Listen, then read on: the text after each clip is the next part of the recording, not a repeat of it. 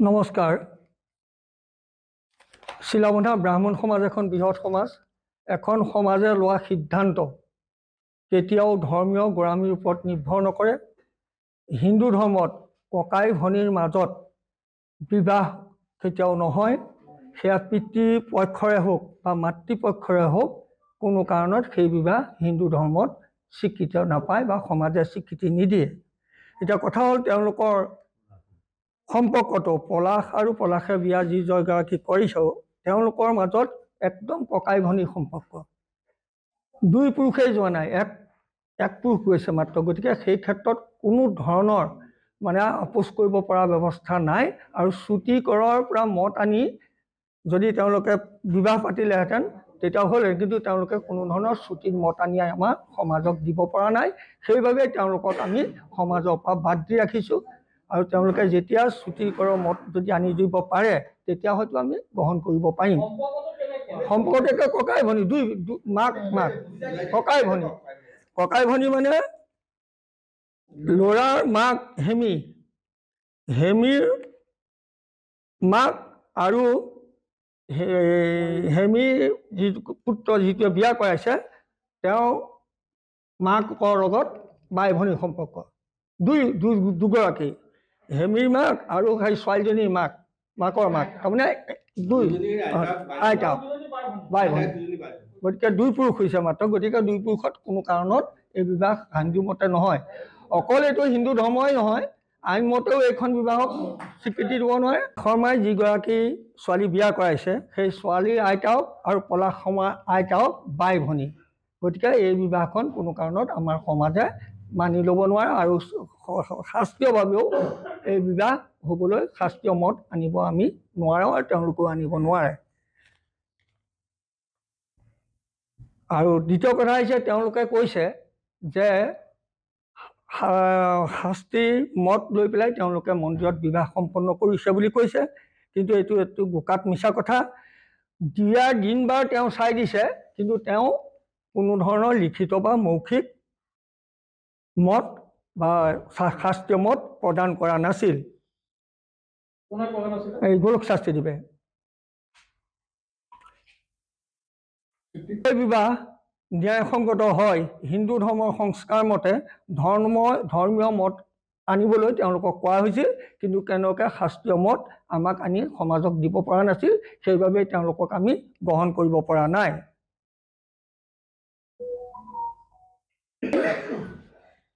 যি দুগৰাকী অভিযুক্ত, যি বিয়া পাতিছে, পলাশ আৰু তেওঁৰ পৰিবাৰকহে আমি সমাজৰ পৰা বাদ দিছোঁ। তেওঁৰ পৰিয়ালটোক আমি বাদ দিয়া নাই, আৰু পৰিয়ালটোক আমি কোনো ধৰণৰ হেঁচা প্ৰয়োগ কৰা নাই যে তুমি আপোনালোকৰ এই ভুল কৰাৰ বাবদ ল'ৰা ছোৱালীহালক ঘৰৰ পৰা উলিয়াই দিয়ক, গাঁৱৰ পৰা বাহিৰ কৰি দিয়ক। আমি কোনো ধৰণৰ সমাজৰ ফালৰ পৰা তেওঁলোকক নিৰ্দেশনা লিখিতভাৱে বা মৌখিকভাৱে দিয়া নাই। কিন্তু তেওঁলোকে এতিয়া কৈছে যে আমি তেওঁলোকক গাঁৱৰ পৰা বাহিৰ কৰি দিছোঁ, ঘৰৰ পৰা বাহিৰ কৰি দিছোঁ, আৰু তেওঁলোকক আমি খেদি পঠাইছোঁ। আৰু 5 বছৰ ধৰি আমি তেওঁলোকক বোলে হাৰাশাস্তি কৰি আছোঁ। এখন সমাজে এঘৰ মানুহক বা এটা ভুল কৰিলেও আমি তেওঁলোকক শাস্তি প্ৰদান কৰিব নোৱাৰোঁ, বা তেওঁলোকক ঘৰৰ পৰা বাহিৰ কৰি দিব নোৱাৰোঁ, বা ঘৰৰ পৰা বাহিৰ হৈ গাঁৱৰ পৰা বাহিৰ হৈ যাবলৈ আমি সমাজে কেতিয়াও নকওঁ আৰু কেতিয়াও কোৱা নাছিল। আমাৰ সমাজৰ লগত সম্পৰ্ক থাকিব নোৱাৰে, কাৰণ তেওঁলোকে ভুল কাম কৰিছে। গতিকে তেওঁলোকক আমি আমাৰ সমাজৰ লগত লৈ আমি একেলগে থাকিব নোৱাৰোঁ। কিন্তু তেওঁলোকৰ মাক বা তেওঁলোকৰ ভাই ককাইক আমি বহিষ্কাৰ কৰা নাই। তেওঁলোকক আমাৰ লগত ৰাখিব পাৰিম, কিন্তু তেওঁলোকৰ লগত সেই অভিযুক্ত দুগৰাকী তেওঁলোক থাকিব নোৱাৰিব। সেইটোহে কথা। আমি কোনো ধৰণৰ তেওঁলোকক আমি শাস্তি প্ৰদান কৰা নাই, আৰু তেওঁলোকৰ ওপৰত আমি কোনো ধৰণৰ অধিক যিটো শাস্তি হেৰাছমেণ্ট কৰিছোঁ বুলি কৈছে, কি আক্ৰোশৰ বলি হৈছে বুলি কৈছে।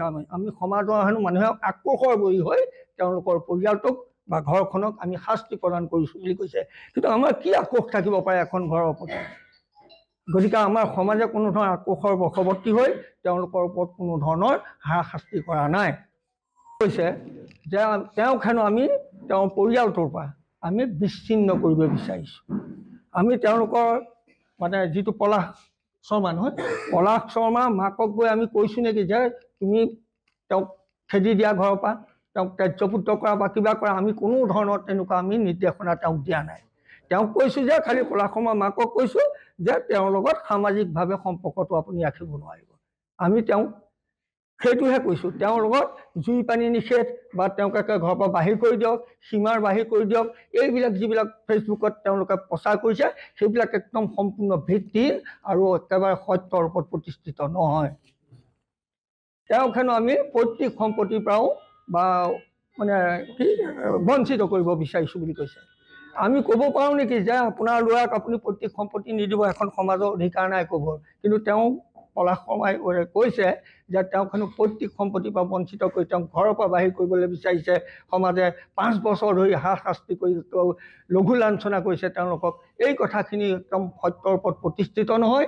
আৰু এই কথাখিনিয়ে আমাৰ চিলাভনা ব্ৰাহ্মণ সমাজকে নহয়, গোটেই আমাৰ হিন্দু ধৰ্ম বা অসমৰ ব্ৰাহ্মণসকলক ই ক্ষতি কৰিছে বুলি আমি ভাবোঁ।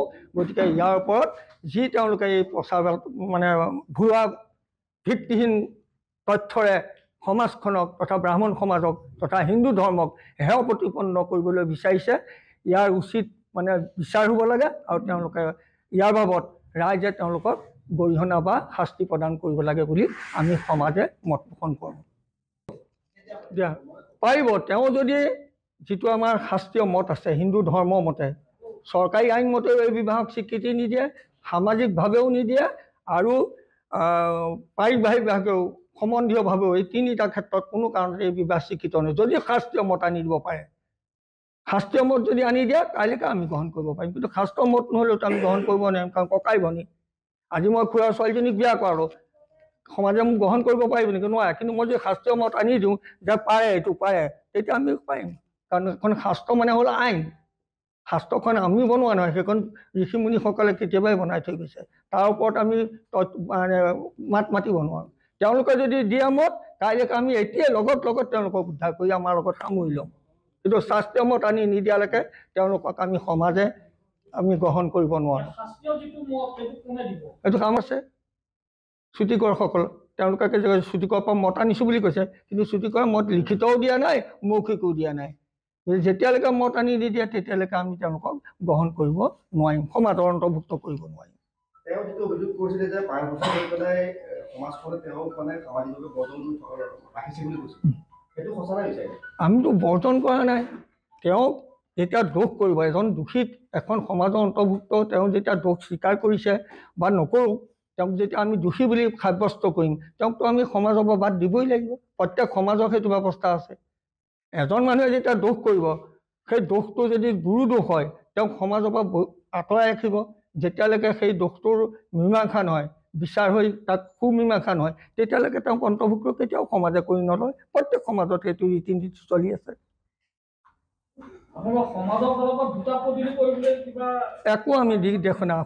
এটা কথা স্পষ্টভাৱে আমি আপোনালোকক এই মাধ্যমৰ জৰিয়তে জনাব বিচাৰোঁ, আমাৰ ফালৰ পৰা তেওঁলোকক কোনো ধৰণৰ মানসিক নিৰ্যাতন চলোৱা নাই, তেওঁলোকক কোনো ধৰণৰ বাহিৰ হৈ যাবলৈ কোৱা নাই, বেলেগে খাবলৈ কোৱা নাই বা তেওঁলোকক পৃথক কৰি থাকিবলৈ কোৱা নাই। একেবাৰে মানে কি কয় এইটো ছেট সম্বন্ধ ছেট কৰিবলৈ কোৱা নাই। তেওঁলোকে থাকক, কিন্তু আমাৰ সামাজিক ৰীতি নীতি ৰক্ষা কৰি চলিব লাগিব। সামাজিক ৰীতি নীতি কি? তেওঁ আমাৰ সমাজৰ সদস্য নহয়, এতিয়া তেওঁ আমাৰ সদস্য নহয়, তেওঁক আমি বাদ দি থৈছোঁ। তেওঁ যেতিয়ালৈকে আমাৰ সদস্য হ'ব আকৌ, তেতিয়া আকৌ পৰিয়ালটোৰ লগত চলিব পাৰিব। যেতিয়ালৈকে তেওঁ বাদ পৰি থাকিব সেই পৰিয়ালটোৰ লগত বা আমাৰ লগত নোৱাৰিব। কাৰণ তেওঁলোকক আমি পৰিয়ালটোক আমি উদ্ধাৰ কৰি ল'লোঁ, তেওঁলোক আমাৰ লগত আছেই। তেওঁলোক যদি তেওঁলোকৰ সংস্পৰ্শত থাকে, একান্নভুক্ত হৈ থাকে, তেতিয়াহ'লে শাস্ত্ৰীয় মতে তেওঁলোকৰ লগত আমি সহযোগ কৰিব নোৱাৰিম, তেওঁলোকৰ পৰিয়ালটোৰ লগতো নোৱাৰিম, তেতিয়াহে নোৱাৰিম। গতিকে মই সমাজত তেওঁলোকে সমাজ বিশৃংখলিত এটা কৰ্ম কৰাৰ কাৰণে সমাজৰ নিৰ্দেশ ক্ৰমে মই তেওঁলোকৰ ঘৰলৈ গৈ যে সমাজ সম্পৰ্কীয় মোক কথাখিনি সোধাত মই কথাখিনি উল্লেখ কৰিছিলোঁ। মই কৰা কথাখিনি তেওঁলোকে যেনেধৰণে সংবাদ মাধ্যমত প্ৰচাৰ কৰিছে তেনেকুৱা নাছিলে। মই গৈ তেওঁক কৈছিলোঁ যে মোক সুধিলে যে এতিয়া আমি কি কৰিব লাগিব। তেতিয়া মই ক'লোঁ যে আমাৰ সমাজৰ নীতিমতে তোমালোকৰ লগত সম্পূৰ্ণ এটা সামাজিক আমি তোমালোকৰ বিয়াখন সামাজিকভাৱে আমি স্বীকৃতি দিব নোৱাৰিম, কিন্তু তোমালোকৰ বাকীখিনি মানুহক আমাৰ সমাজৰ লগত অসুবিধা একো নাই। গতিকে তোমালোক অকণমান সুকীয়াকৈ থাকিবা, আৰু সুকীয়া মানে আমাক এটা হেৰি, আৰু তাৰোপৰি তাৰপিছত তোমালোকে মিলিজুলি থকাটো আমাৰ একো নাই, আমাক দেখুৱাই পেলাই তোমালোক তেনেকৈ থাকিব নালাগে সদ্যহতে, আৰু বাকী আমি এইখিনি কাম ঘৰখনক লৈ ল'ম। আৰু তাত মোৰ ওপৰত এটা অভিযোগ আহিছে যে মই তেওঁলোকক ঘৰ এৰিবলৈ কৈছোঁ, কিবা গাঁও এৰিবলৈ কৈছোঁ। এইটো সম্পূৰ্ণ বোকাত মিছা কথা। আৰু এনেকুৱা ধৰণৰ কথা কৈ পেলাই সমাজত এটা বিশৃংখলৰ সৃষ্টি কৰাটো মই অতিকৈ দুখ পাইছোঁ আৰু এইটো গৰিহণা দিছোঁ। গতিকে আমি তেনেকুৱা অন্যান্য একো, আৰু মই জনাত তেওঁলোকৰ যিটো সম্পৰ্ক সেইটো বাই ভনী সম্পৰ্ক। এই তাৰমানে মানে ককায়েক আৰু ককায়েকে ভনীয়েকক বিয়া কৰাইছে। গতিকে এই বিষয়টো মই জনাত আমাৰ হিন্দু সমাজত প্ৰচলিত এটা বিষয় বা প্ৰথা নহয়, আৰু সেইটো আমাৰ কোনো ধৰণৰ স্বীকৃতি দিব নোৱাৰোঁ। গতিকে শাস্ত্ৰীয়ভাৱেও আমাক সেইটো মত দিব নোৱাৰে। আৰু যেতিয়া আৰু এই ক্ষেত্ৰত তেওঁলোকে আৰু এটা উলিয়াইছে যে গোলোক শৰ্মা শাস্ত্ৰী আমাৰ জিলাৰ ব্যৱস্থাপক, তেওঁ মত দিছে, তেওঁ মত দিয়াৰ পিছত আমি তেওঁলোকক লোৱা নাই, এনেকুৱা ধৰণৰ বক্তব্য আগবঢ়াইছে। কিন্তু বিষয়টো হ'ল কি, গোলোক শৰ্মা শাস্ত্ৰীক মই নিজে সুধিছোঁ যে আপুনি দিয়া মতখন আমাক দিয়ক, মিছামিছি এনেকুৱা এটা বেয়া পৰিৱেশ কিয় কৰিছে? আমিতো মানুহক উদ্ধাৰ কৰিব লাগে বা পৰিয়ালটোক এৰি কৰিব লাগে। তেতিয়া কৈছে মইতো এনেকুৱা ধৰণৰ কোনো মত দিয়া নাই, মৌখিকভাৱেও দিয়া নাই, লিখিতভাৱেও দিয়া নাই। গতিকে মোৰ নামটো এনেই লৈ পেলাই মিছাকৈ কৈ আছে। গতিকে গোলোক শৰ্মাই মোক তেনেকৈ কৈছে, আৰু তেখেত আজি নিজে আহিম বুলি কৈছিল, কিন্তু তেখেতৰ কিবা এটা কাম থকাৰ কাৰণে আহিব নোৱাৰিলে। মংগলে শিৱে সৰ্বে সাধিকে শৰণে ত্ৰ্যম্বকে গৌৰী নাৰায়ণী নমস্তুতে। নমো ব্ৰহ্মণ্য দেৱায় গৌ ব্ৰাহ্মণ্য হিতায় জগদ্ধিতায় কৃষ্ণায় গোবিন্দায় নমো নমঃ। পৰম শ্ৰদ্ধাৰ বিভিন্ন চেনেলৰ পৰা অহা মৰমৰ সাংবাদিক বন্ধুসকল আৰু চিলাবন্ধা ব্ৰাহ্মণ সমাজৰ উপসভাপতি প্ৰমুখ্যে সদস্যসকল, জয় জয়তে সকলোকে মই প্ৰণাম জনাইছোঁ। আমি অতি দুখিত যে আমাৰ চিলাবন্ধা ব্ৰাহ্মণ সমাজখনত এগৰাকী ব্যক্তিয়ে মিছা অপবাদৰে সৈতে অপবাদী কৰিছে। আমি সেইটোত বৰ দুখিত। আমাৰ যিটো পৰম্পৰা আৰু ঐতিহ্য, সেই ঐতিহ্য ৰক্ষাৰ্থে সমাজখনৰ নীতি নিয়ম মানি আমি নীতি নিৰ্ধাৰণৰ সম্পৰ্কত এটা পৰিয়ালক আমি সেইমতে ব্যৱস্থা দিছিলোঁ। আৰু তেওঁলোক সেই পলাশ শৰ্মা, তেওঁৰ পৰিয়ালবৰ্গক আমি ইতিমধ্যে সামাজিকভাৱে তেওঁলোকৰ মাজত পলাশ শৰ্মাই সম্বন্ধীয় এগৰাকী ছোৱালীক বিবাহ কৰালে, আৰু সেই সূত্ৰে তেওঁলোকক আমি সামাজিকভাৱে সামাজিক সৰবৰাহটো আমি তেওঁলোকৰ লগত বন্ধ কৰিছিলোঁ। আৰু শেহতীয়াকৈ তেওঁলোকে পৰিয়ালটোৱে উদ্ধাৰ হ'ব বিচৰাত আমি সেইমতে তেওঁলোকক আমি ব্যৱস্থা গ্ৰহণ কৰিছিলোঁ। কিন্তু ইতিমধ্যে আমি গম পালোঁ যে প্ৰচাৰ মাধ্যমত সমাজখনক বিভিন্ন দোষাৰোপ কৰি পেলাই সমাজখন ব্যতিব্যস্ত কৰিছে। আমি তাৰ কাৰণে বৰ দুখিত, আৰু ভৱিষ্যতে যাতে এনেধৰণৰ সমাজখন লৈ পেলাই বদনাম নহয়, তাৰ কাৰণে মই আশা ৰাখি মোৰ বক্তব্য সামৰিছোঁ।